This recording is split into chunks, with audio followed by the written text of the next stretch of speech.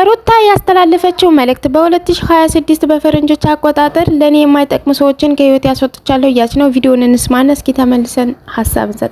ተው ማይተው እንዴት ትተንሻል? አንቺ እኮ ምንም አትጠቅሚንም፣ እኛም አንጠቅምሽም። ግን ይኸውልህ አጣየ እንደምቼ በቃ አንተ ማግኘት እንደማልፈልግ ራሱ ታውቃለህ። ህሊና እያወቀ እኮ ነው በሌላ ሰው ያስጠራኸኝ። በቃ ይሄን ያህል እንደማልፈልግና ከህይወቴ ኢግኖር እንዳረኳችሁ ከገባችሁ የራሳችሁን ህይወት ነው መኖር ያለባችሁ። ለምን ነው ሰው ህይወት ውስጥ ሙጭጭ የምትሉት? ግን አንቺ ምን ሆነሽ ነው? ያንቺ ህይወት ገብተን ምን እኔ ሩታና በአብርሽ ህይወት በደንብ ነው የገባችሁት። በደንብም ስለገባችሁ ነው እነሱን ዛሬ ላለያይታችሁ እናንተ አሸሽ የምትሉት ማለት ነው።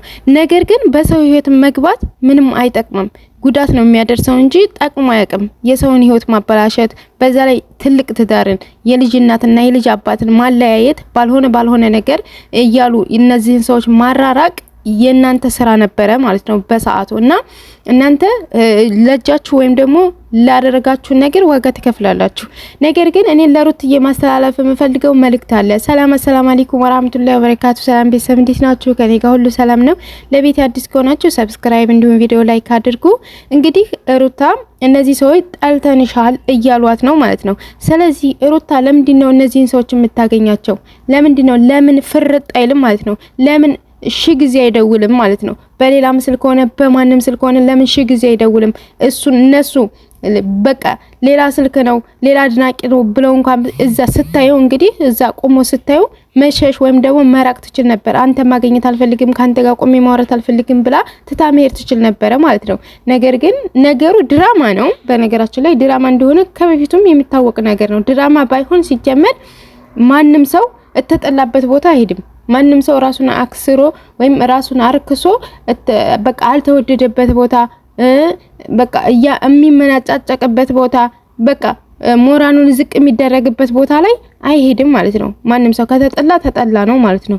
እና ሩታም ድራማ ስለሆነ ነው እንጂ እኔ ድራማ ባይሆን ሪል ነገር ቢሆን ይሄን ነገር ታደርጊዋለሽ ብዬ አላስብም። አቤል ከፍ ዝቅ እያደረገች ነው እዛ ፊት ለፊቱ አቁሞሽ በራሱ ቻናል ቪዲዮ እየቀረጸ ነገር ግን አነጋገሩ ራሱ ከፍ ዝቅ ነው የሚለው ማለት ነው። ከፍ ዝቅ እያደረገች ነው ማለት ነው። ክብር ትንሽ እንኳን እንደ ሴት ልጅ እንኳን ትንሽ ክብር አልሰጣችም ማለት ነው። ስለዚህ በዛ ላይ ይሄ ሰው ጥላትሽ ነው። በየሚዲያው በየቪዲዮ ስላንቺ መጥፎ ላገኘው ሰው ስላንቺ መጥፎ ናት፣ እንደዚህ ናት፣ ሰው ትጎዳለች፣ ሰው ትሰብራለች እያለ እሽሬን ጊዜ የሚለፈልፍ ሰው ነው። ስለዚህ ይሄንን ሰው አንቺ ልታገኙ ይፈልክሽው ለምንድን ነው?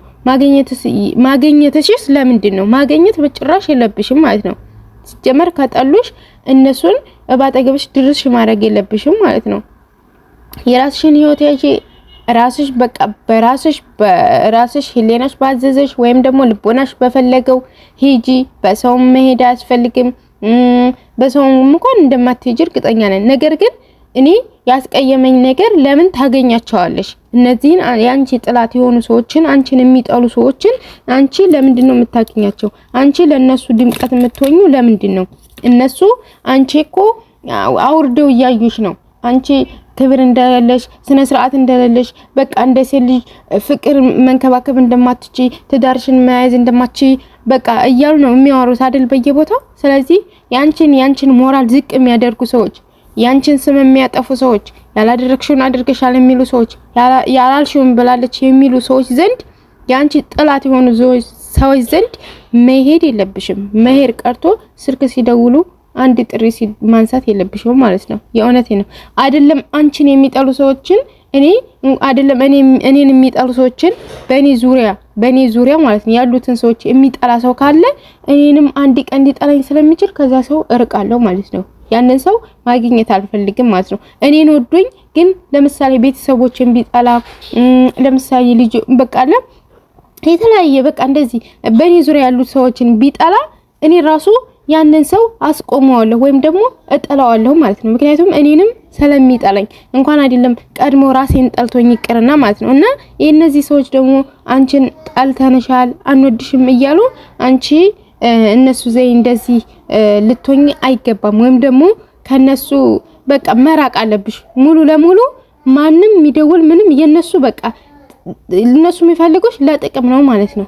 ለጥቅም አንዳንድ ጊዜ የሰው ልጅ ለጥቅም ሲፈለግ በጥሩ ሁኔታ በቃ እንትን እያለ ነው። ነገር ግን እነዚህ በመጥፎ ሁኔታ እያነሱሽ ግን የሚፈልጉት ለጥቅም ነው። ስለዚህ አንቺ ከነሱ መራቅ አለብሽ። እነሱ ማግኘት የለብሽም።